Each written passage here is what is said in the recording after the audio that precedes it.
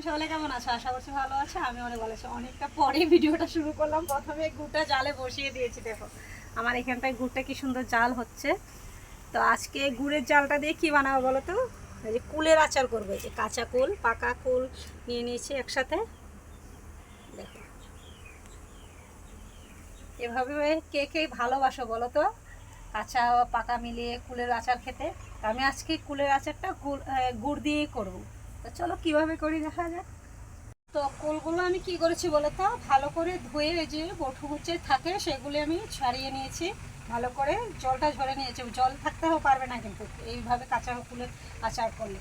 তো এতে আমার দেখো গুড়টা ভালো করে জালও হয়ে গেছে। এবার এই যে জল ঝরিয়ে রাখা কুলগুলো এতে এবার দিয়ে দেবো। শুধু কিন্তু আমি গুড়টাই জাল করছি।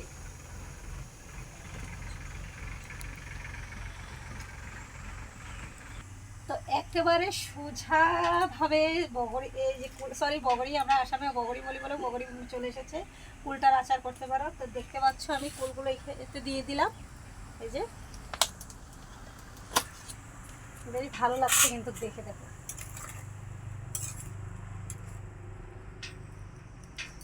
যেহেতু এটা দেওয়া হয়ে গেছে, এখন নুন দিয়ে দেবো। এই যে নুন নিয়ে নিয়েছে।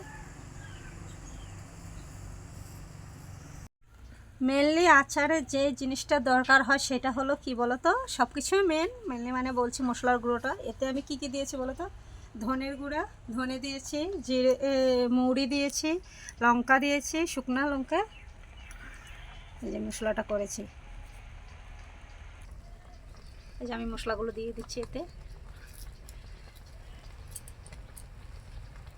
আমি ভালো করে গ্রাইন্ডারে প্রথমে কিন্তু ভেজে নিয়েছিলাম সবগুলো একসাথে, উপকরণগুলো দিয়ে ভেজে নিয়ে পেস্ট করে নিয়েছি। তো গাইস দেখো আমার আচারটা কত সুন্দর হয়েছে। কার কার জিভে জল আসছে কিন্তু বলো।